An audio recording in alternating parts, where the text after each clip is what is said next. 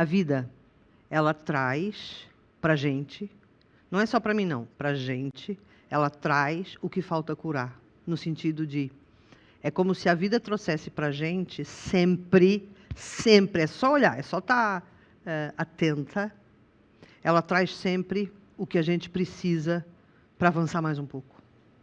Sabe aquela história? Você não precisa de mais nada do que o que você tem agora para dar o próximo passo.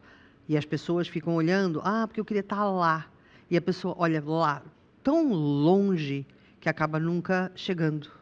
E não que se você olhar para aqui, o teu próximo degrau está aqui. Porque desse degrau, você vai subir o outro. E desse vai subir o outro, e um dia você está lá. Se você ficar olhando lá em cima, você perde a noção do percurso. Isso aconteceu com a minha filha, quando ela ficou doente. E quando ela teve morte clínica. E quando tudo ali estava na minha mão, para eu dar o meu próximo passo, que era abandonar completamente a profissão que eu tinha, que era de produtora, a minha empresa de marketing cultural. Para eu me conectar, para eu passar a viver para passar essa mensagem, né? A mensagem de que, às vezes as pessoas me perguntam, mas qual é o teu trabalho? Sintetiza o teu trabalho. E eu falo, meu trabalho é a viagem do ego para a alma. Do ego para a alma. É essa jornada, às vezes difícil, mas sempre, sempre muito enriquecedora, né? Aquela história, o que você quer? Eu quero evoluir. O que precisa para evoluir? E isso veio muito no sentido de eu começar a ver o que me chegava para eu trabalhar. E a Ana é uma das pessoas que fez esse processo.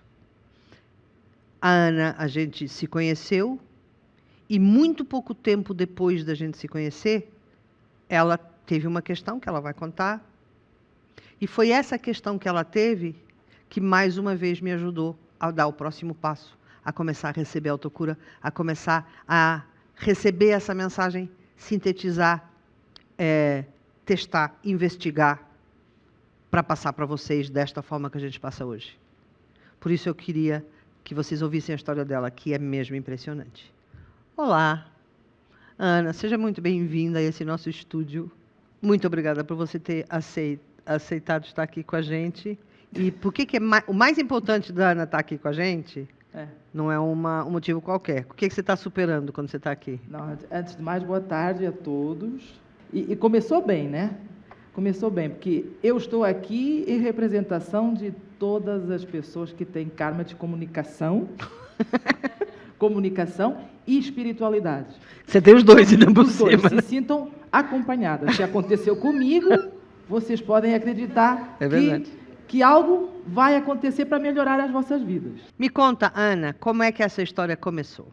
Para balizar temporalmente, em dezembro de 2018, tive uma grande gripe que desembocou numa ida ao hospital. E nessa primeira ida ao hospital, me detectaram um tumor na cauda do pâncreas. Vou só interromper, só para corrigir. A Ana, quando foi para o hospital com essa gripe, era uma gripe que ela estava muito mal dos brônquios, já estava muito mal, e no hospital eles iam fazer uma ecografia, só que a máquina estava quebrada. E como estava quebrada, fizeram um ataque. E no ataque apareceu um tumor no pâncreas. Olha que loucura. Isto é como se o universo já estivesse confabulando para que ela soubesse que estava doente. Exatamente, porque as bênçãos começam aí. Porque se não tivesse tido aquela gripe, teria com certeza uma curta existência. Porque, como sabem, o tumor no pâncreas, o pâncreas é um órgão que é mortal. Está aí provado cientificamente que poucas pessoas sobrevivem a essa invasão no pâncreas. E o meu estava na cauda do pâncreas, completamente escondido ali, sem sintoma, não é? E estaria por longos anos até explodir e por aí foi. Então começou aí a minha segunda vida, digamos assim, a segunda oportunidade de viver. Foi um longo processo. Estávamos em dezembro de 2018, em janeiro foi todo uns exames de biópsias, de taques, de ressonâncias, e entramos então no foco principal da doença, que era o ano de 2019, de janeiro até agosto, que é quando eu sou operada a esse tumor. No entanto, esse meu trabalho todo de janeiro até ser operada foi de autocura. Espera, então agora vou eu corrigir também.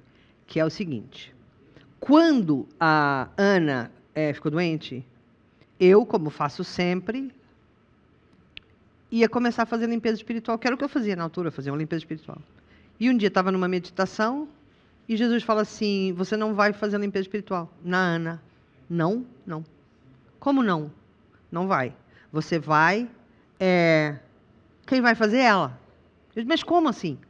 Não, ela que vai fazer, mas ela não pode fazer, ela não sabe. E é muito grave o que está acontecendo, eu não posso deixar na mão dela. E Jesus falou, vai deixar na mão dela. É ela que vai fazer. Eu vou ditar os exercícios e ela vai fazer. E isso vai se chamar autocura. Eu falei, como assim? Ela falou, exatamente, eu vou te ditar todos os dias um exercício, você vai dar para ela fazer, ela faz, ela vai se responsabilizar. E lembra que você estava com tumor no pâncreas com metástases? Sim. Depois, durante essa batelada de exames, detectaram que existia claramente um tumor no cauda do pâncreas, com metástases no fígado, que era muito comum dentro desta patologia, e também nos pulmões. Certo. E foi aí que Jesus ditou os exercícios de autocura que você começou a fazer. E foi assim um boom, porque eu já tinha iniciado o meu processo espiritual, não é? Dentro do meu caminho, com as ferramentas que eu tinha. A partir do momento em que eu descubro que tem karma de espiritualidade, Saturno na casa 12, parece que se abriu aqui a minha mente para esta questão da espiritualidade, porque eu tenho Sol em Virgem, Lua em Peixe, então é assim um pouco dispar e sempre muito cerebral. Tanto que eu nem tinha hábitos de meditação. Não é? Quando você me explicou os primeiros exercícios, eu até fiquei receosa. Mas eu dizia, eu não tenho hábito de meditação. Eu não vou ser capaz de fazer. Eu não consigo fazer, exatamente. Aquela coisa, não sou capaz, eu nem medito. Exatamente. Não é? Isso é para as pessoas que já fazem isso. Pessoas. Nada, esqueçam, é simples. Eu comecei logo na anatomia energética, não é? Para quem muito direcionado para o foco que estava no pâncreas, e então fui fazendo todos os dias aqueles exercícios, fui buscando o que é que eu me identificava mais. Engraçado, né?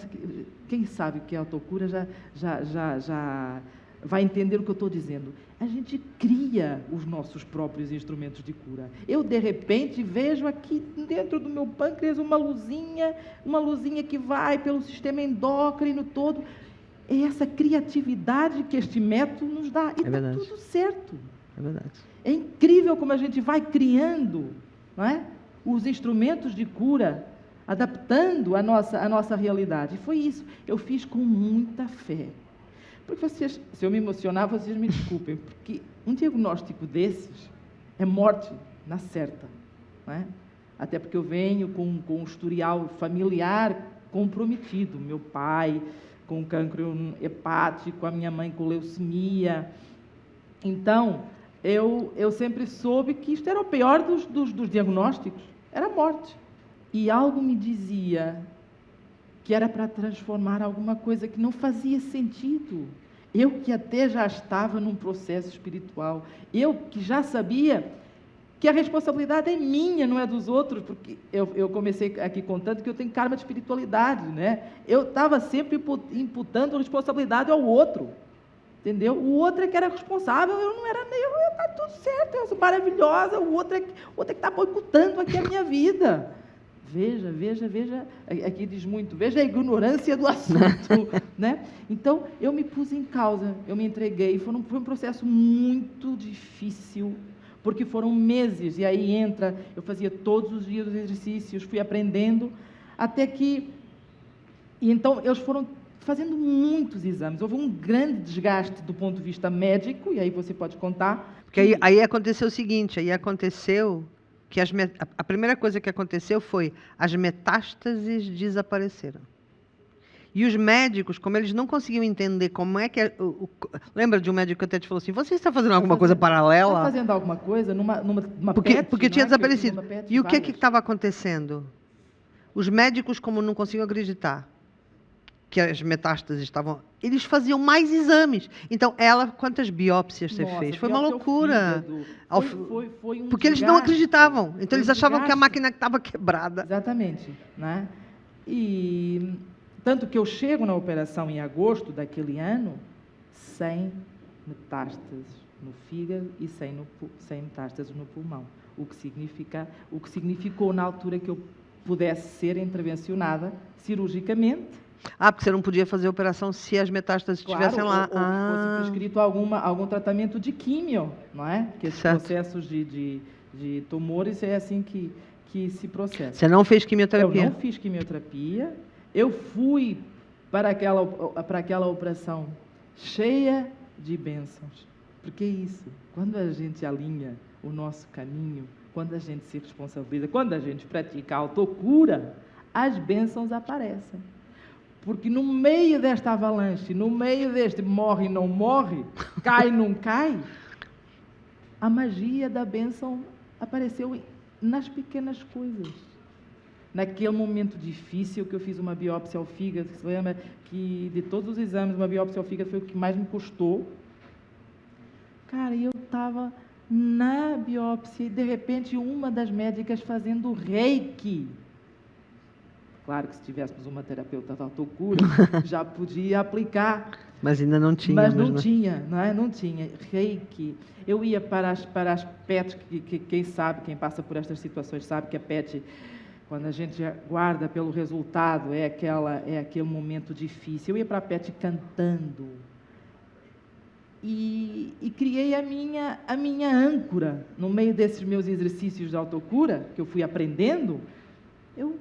Quando estou conectada, quando eu sei que estou fazendo a coisa que deve ser feita, vem a âncora, que nada mais menos que é um céu a pulsar no meio do verde. É assim que eu E aparece sempre essa imagem? Sempre essa imagem, em cada PET, em cada ressonância, eu ia, me conectava, ficava ali parada, esperando, fazendo o exercício, a máquina passava, eu já fazia a PET scan com a própria máquina, com a própria máquina, e sempre o céu a validar, porque a bênção, a âncora aparecia e eu ficava tranquila. Cheguei na operação, como vocês podem imaginar, conectada, disposta a sobreviver e acreditando que essa era a minha segunda oportunidade de vida. E a operação foi como? O que foi retirado? É o Let Me Live, né? Let Me Live, Let Me Live. Quem me conhece sabe que é Let Me Live, me deixa viver. E na operação, o que foi retirado? Na operação correu muito bem, um pós-operatório inacreditável. Claro, eu tenho uma cicatriz, não é? Qual é o tamanho da tua cicatriz? É grande, 50 pontos, mais uns agrafos daqui. E depois, quando esta coisa entra, eles limpam as coisas, né? Tiraram a vesícula que estava comprometida de um lado, foram no pâncreas, cortaram a cauda do pâncreas, limparam, o que deixa aqui uma cicatriz. Tiraram mais o baço. Tiraram mais o baço, porque estava junto do pâncreas, para eu viver bem, né? Tanto que eu queria doar órgãos, mas assim não estou conseguindo, porque, enfim. Mas foi uma operação incrível, correu tudo muito bem. Eu não tive um ponto infectado, tive o contrário. A cicatriz começou, aquilo ficou tudo cicatrizando e os agrafos picavam porque já estavam para sair ainda não era o tempo deles. Portanto, foi uma coisa mágica. A operação correu muito bem. Até que entro naquele período. Era contar que a minha cicatriz não é uma cicatriz normal. Eu disse que era grande, mas ela é um arco de evolução, não é? Porque tem aquela coisa da gente no dia após a operação, acorda, cadê a cicatriz? Como é que vai ser? E eu olhei, até isso a autocura me salvou, que me salva todos os dias. Eu olhei para aquela cicatriz e disse, meu Deus, ela não é uma linha reta, ela é assim, de arco, de evolução, porque era isso que eu precisava. Eu precisava de uma coisa dessas, né? Porque faça a minha resistência, não é? Como é que Alex costuma dizer? A resistência... A violência é proporcional à resistência. A resistência, resistir. Aí a vida me presenteou com esta bênção grande. Não era só esse da cicatriz que é importante, né? Quem passa por esta situação se depara com uma enorme cicatriz e a forma como eu encarei também essa cicatriz. Voltando aí, então a história começa, né? Tudo bem, saiu, correu muito bem, vamos fazer as consultas de rotina. Começaram. E aí você continuou a autocura? Não, eu achei tudo bom, foi bom. Autocura, foi bom enquanto durou? Foi muito bom, correu tudo muito bem, mas vou botar uma parada. E aí? Parou a autocura? Parei a Achou que estava curada, parou a autocura. Assim, nem me lembrei de nada, só, pronto, olha, eu vou respirar, como podem imaginar, quase 1 ano e meio nisso, vou respirar.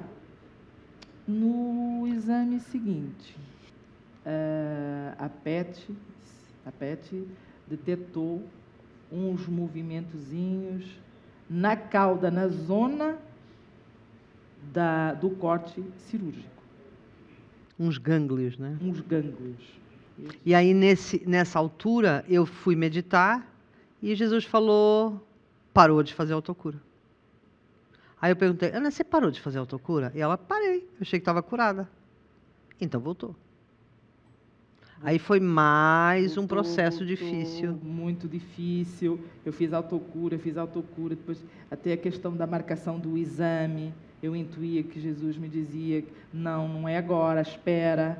Faz mais autocura, né? Faz mais autocura. Quando chego no exame, o resultado do exame, não tinha mais nada na cauda do pâncreas. Nada. Estava tudo certo. Continuamos controlando a situação do ponto de vista médico. Está tudo bem. E aí? Aí, vocês vão pensar, aí você parou a autocura? Parei. Parou outra vez. Parei. Parou de novo. Estou vendo, a Elsa estava assim com a mão. Pois é, eu nem sabia, Elsa. Eu nem sabia. Parei. Agora, eu nem sei porque que eu parei, não sei.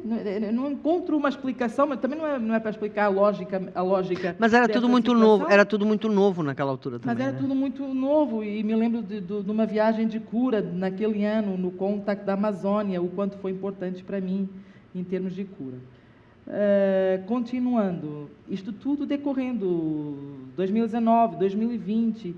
No ano seguinte, por estranho que pareça, apareceram...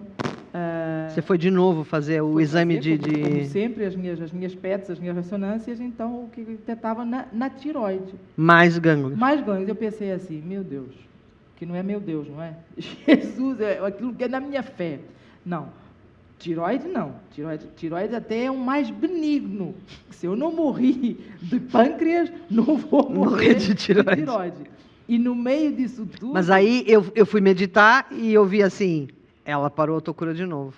Exatamente. Ana, você parou a autocura? Eu parei. Aí, mas eu lembro que nessa coisa da tireoide, Jesus falou assim, marca novo exame daqui a 1 mês. Pronto, é porque aí teve uma sequência de 3 biópsias, exatamente. Ah, verdade.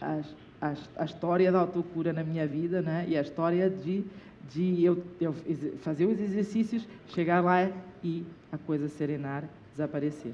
E foi o que aconteceu com a tireoide. A primeira deu inconclusivo. A primeira deu o resultado, a segunda deu inconclusivo e a terceira, vejam, 3 pulsões, por causa do trabalho aqui na autocura, 3 pulsões, 3 biópsias à tireoide e a terceira não tinha nada. Face a essa história, a esse meu percurso, é claro que eu nunca mais parei a autocura. Não. Há um ditado em Portugal que a terceira é de vez. É que nem aí como caiu a ficha. Deixei pura e simplesmente de pensar e pensar que não podia fazer, que a autocura tinha que ser para a vida toda. E é isso que eu quero ressalvar aqui. A autocura, para mim, é uma prática diária. A autocura me salvou. é pela autocura que eu tô aqui, porque vocês veem, esta é a minha história, é a pura realidade. Quem me conhece sabe, foi isto que eu vivi. E ela é a minha razão de existência. Porque é claro que eu chego aqui com um processo espiritual a fazer, né? Eu quando ouço a Alexa falar da autocura, quando ela insiste na frequência vibratória, na energia, eu sei o que é isso.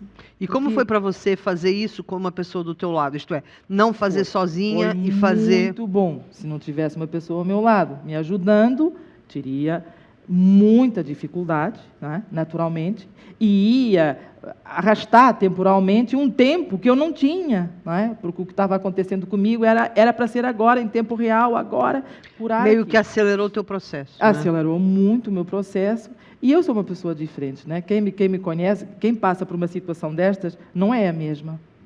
Nunca, nunca. Eu me policio todos os dias, eu sei que não é só a autocura que eu tenho, que eu faço, eu também há um trabalho paralelo, não é? Que a autocura também é isso. Cuidar da minha vibração, cuidar das minhas emoções. Se eu chorar aqui, por exemplo, se eu agora chorar, porque já me emocionei, né? Eu choro, e eu não me puno por estar a chorar, porque eu sei, eu aprendi a lidar com as emoções. Aprendi a autoterapia, que é algo muito poderoso, e que sessões de 20 minutos, você fica outra pessoa. E assim, eu vou perguntar, aí a sua vida mudou? A vida mudou radicalmente. Se eu tinha problemas financeiros, se eu tinha dificuldades de me relacionar, se eu tinha... whatever, mudou. Eu sou outra pessoa. Eu transformei a minha vida. E eu venho de um percurso de perdas, né? Como eu falei, pai, mãe, melhor amiga, um emprego. Fui advogada durante 15 anos. E, de repente, acontece uma coisa dessa, um acontecimento da vida, que faz com que você mude. Porque muda o DNA, né? Exatamente. Hoje cuido da minha saúde, naturalmente. Tenho cuidados com a alimentação. Não que os médicos me tenham dito, olha, você não deve comer isto ou aquilo. Não, eu fiz uma pesquisa, eu vejo, eu acompanho, porque o que eu quero é viver. E viver com autocura. Obrigada, Ana. Obrigada mesmo. Espero que...